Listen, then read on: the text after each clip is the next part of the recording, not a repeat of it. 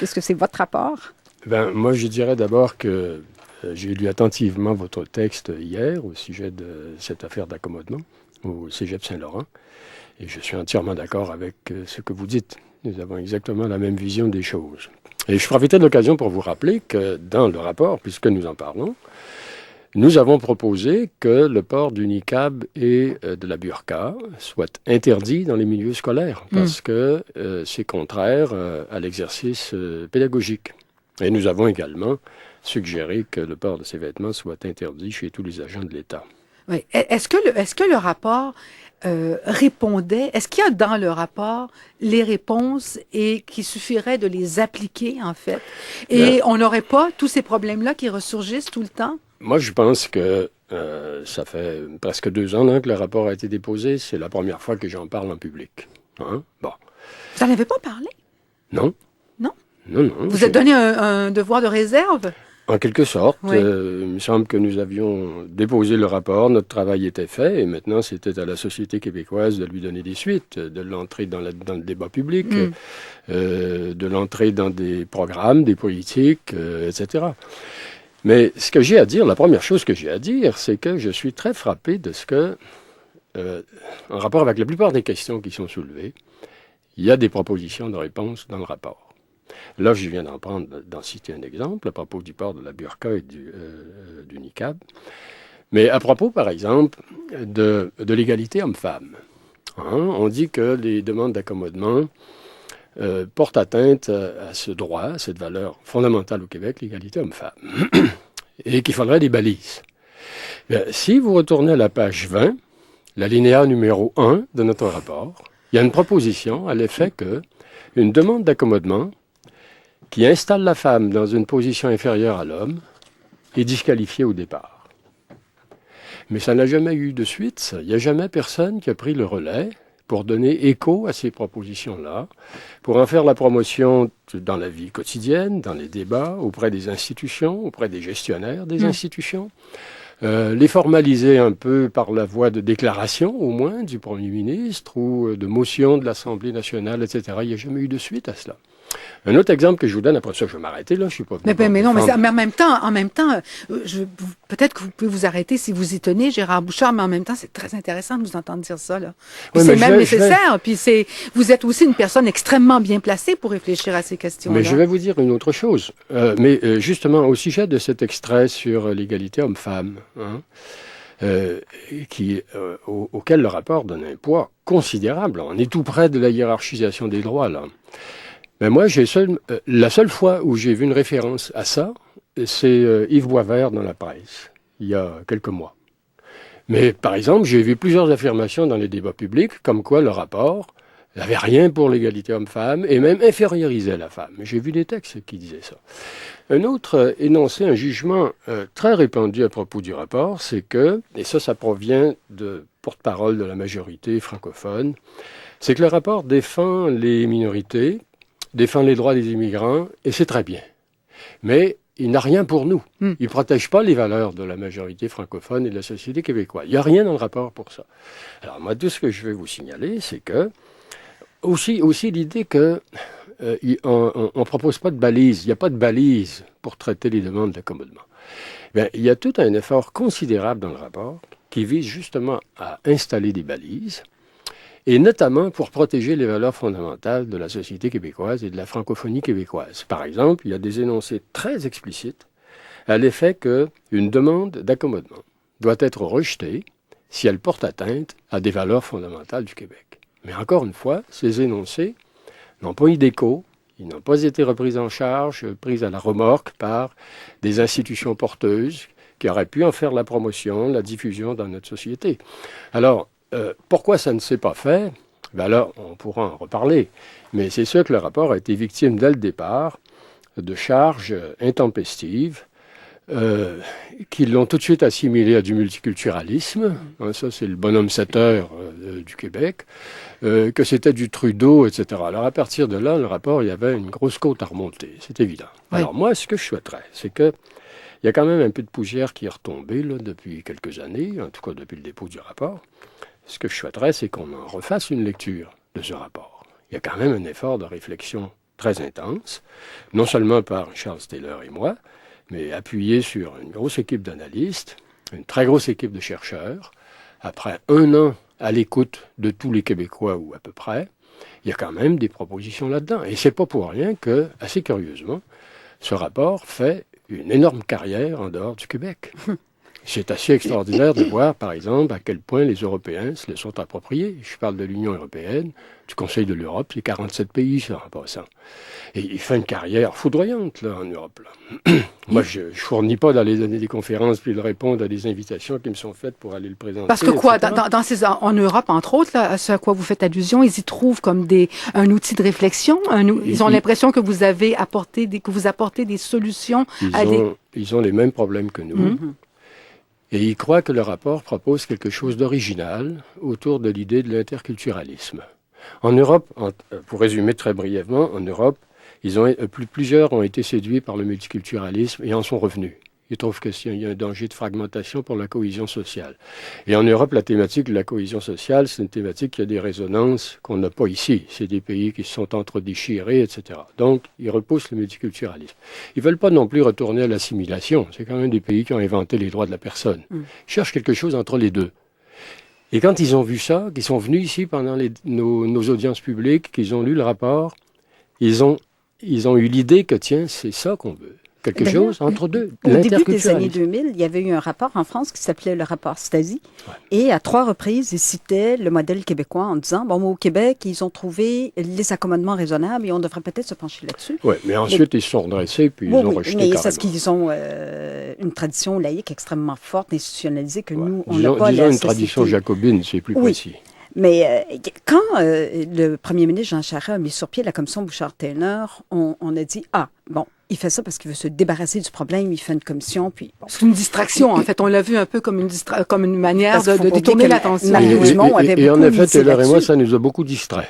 Oui. Et le fait qu'aujourd'hui, 2 ans après le dépôt du rapport, et vous avez fait, comme vous avez dit, vous avez fait le tour du Québec, vous avez écouté tout le monde et son père, et que 2 ans après le dépôt du rapport, on se retrouve avec encore les mêmes problèmes, c'est qu'à quelque part, le gouvernement Charest a pris le rapport, dit merci beaucoup, bonsoir, ils l'ont mis dans le fond d'un placard, ils ont pris 2, 3 petites recommandations, puis, et c'est pour ça qu'on se retrouve aujourd'hui de façon aberrante, et encore jongler avec les mêmes problèmes, à se retrouver avec une institution comme le Cégep Saint-Laurent, s'il avait été appuyé, si on avait discuté ouvertement du rapport Bouchard-Taylor, peut-être que le Cégep aurait été capable de régler tout seul le problème. Là, ça se ramasse au bureau du ministre comme si c'était une bombe à retardement.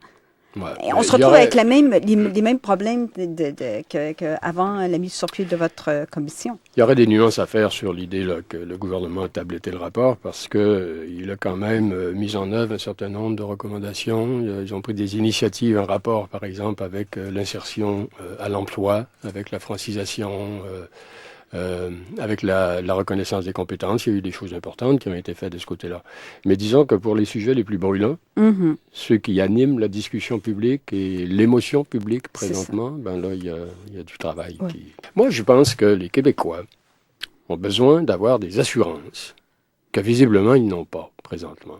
Des assurances sur la protection des valeurs fondamentales du Québec, de l'égalité homme-femme, de la séparation de l'Église et de l'État. Et quand je dis séparation de l'Église et de l'État, je veux dire la séparation institutionnelle. Que l'Église ne se mêle pas des prérogatives et des pouvoirs de l'État. Ça, quand même, ça va assez bien. Mais là, il faut faire des distinctions au niveau personnel. Il y a la séparation institutionnelle, et puis ensuite, il y a l'échelle personnelle, le droit des individus. Il faut marier ces deux choses-là. C'est ça qui n'est pas facile. Et encore une fois, moi, je crois qu'il y a moyen d'affirmer des valeurs fondamentales de façon à ce qu'elles aient énormément de poids dans l'examen des demandes d'accommodement pour préserver ces valeurs-là. Et à mon avis, ce ne serait pas très difficile. Évidemment, le cas qui est survenu hier, c'est un cas, qui a été annoncé hier, parce que c'est une affaire qui est en cours depuis un bout de temps. Oui.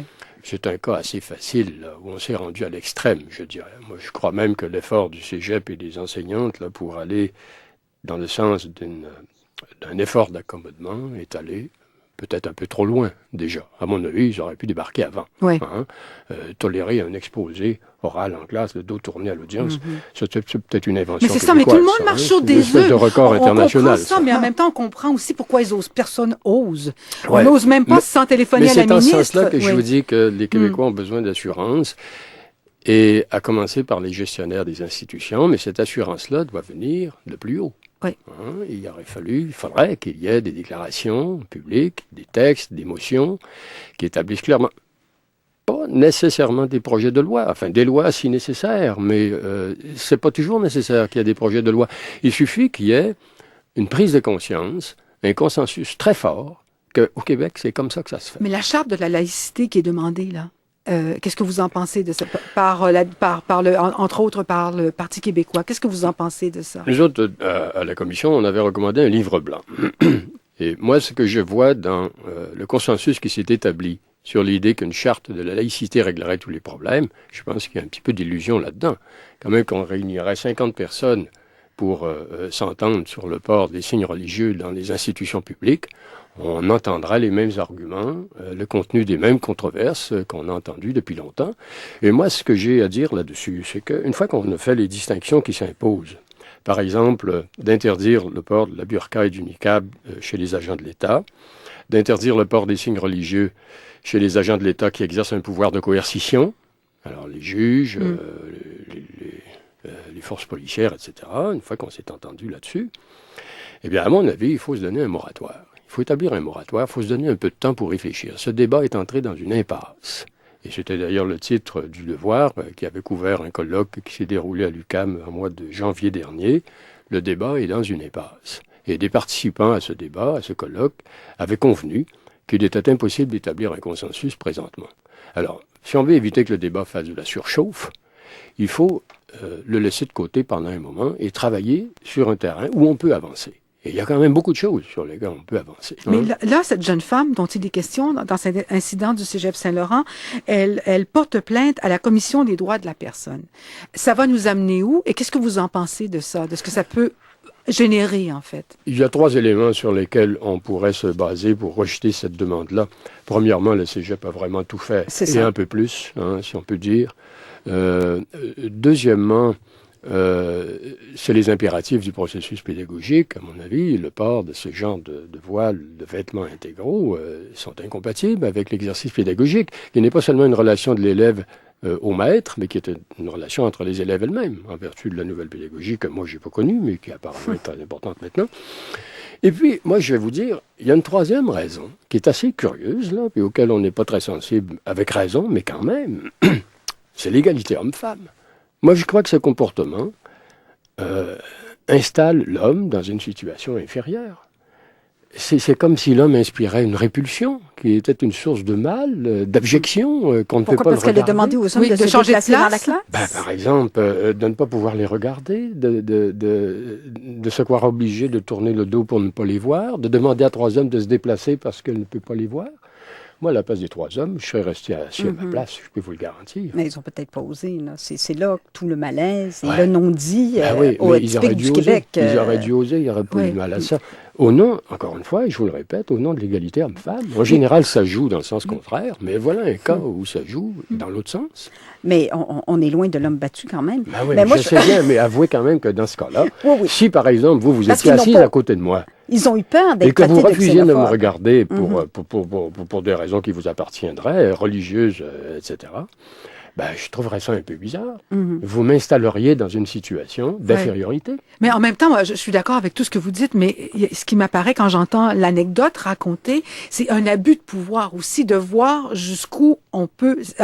Évidemment, je ramène à l'individu, puis je ne sais pas qui elle est, mais on sent aussi, puis je suis d'accord avec tout ce que vous avez dit, mais je pousse aussi pour voir jusqu'où ils vont en faire des accommodements. Là, je l'ai ressenti comme ça, cette affaire-là, de demander aux hommes de changer de place pour ne pas les voir, les limites, de pousser là, jusqu'où la personne pouvait aller pour demander des choses. Moi, je pense qu'il faut tabler, encore une fois, sur la promotion de certains critères, de certains consensus, formalisés si nécessaire, mais Peut-être pas non plus, c'est parce que les cas sont tellement particuliers. Il faut qu'il y ait une culture qui se développe. Hein? Et cette culture, je crois que nous sommes en train de la développer lentement. Bon, on pourrait peut-être aller plus vite, mais en tout cas. Puis deuxièmement, il y a une chose qu'il ne faut pas oublier, puis qu'on ne peut pas coder nulle part, mais qui est là tout le temps, c'est le bon sens. Là. Le bon sens, c'est pas mauvais non plus. Et que le bon sens est exprimé par qui? Qui a le pouvoir du bon sens? Ben, c'est les gestionnaires qui sont responsables d'examiner ces demandes-là. Le bon sens est assez bien réparti partout. Sauf que c'est encore un besoin... Mais son contraire mais aussi. Il y a un besoin d'assurance. Les Québécois ont besoin d'assurance. Les gestionnaires, ceux qui sont responsables de prendre ces décisions-là, etc., ont besoin d'assurance. Et cette assurance, normalement, quand elle n'existe pas, il faut que ce soit des institutions qui la donnent, et en particulier l'État. Dans une société comme la nôtre, chacun, les croyants donc, peuvent se faire une conception très personnelle de leurs croyances et de leurs obligations religieuses. Bien au-delà des credos de leur religion, etc. Et le droit respecte ça aussi. Mais en même temps, si on accorde ce droit, ça ne veut pas dire que la société s'engage à accommoder toutes les conceptions que chacun peut se faire de ses croyances. Parce que là, l'expérience démontre que ces conceptions-là peuvent aller très loin, peuvent prendre des formes extrêmes, et la société n'a pas à s'engager à assumer les conséquences de toutes ces choses-là. Il y a une limite, autrement dit. Si une personne peut bien aller très très loin dans la conception de sa croyance, mais elle ne doit pas s'attendre à ce que la société a le devoir d'aviliser et de vivre avec toutes les conséquences de sa croyance. Et parfois, elle doit emporter les responsabilités et en payer le prix. Et ça, c'est un cas, à mon avis, où on est dans une situation extrême. Une personne se croit obligée de porter le niqab ou de se voiler intégralement. Mais il y a un prix à payer pour ça. Il y a des situations où elle doit accepter que ça ne peut pas marcher. Oui, bonsoir. Bonsoir, Madame Galipo. Si je vous ai bien entendu aujourd'hui, vous en avez moins sur les balises, sur les accommodements religieux, que sur le port des signes religieux dans l'appareil public et parapublic. Pourquoi ?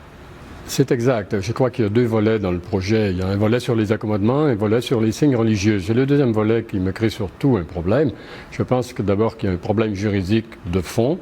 Je pense que ce projet veut restreindre ou supprimer un droit fondamental sans pouvoir s'appuyer sur ce que j'appellerais un motif supérieur.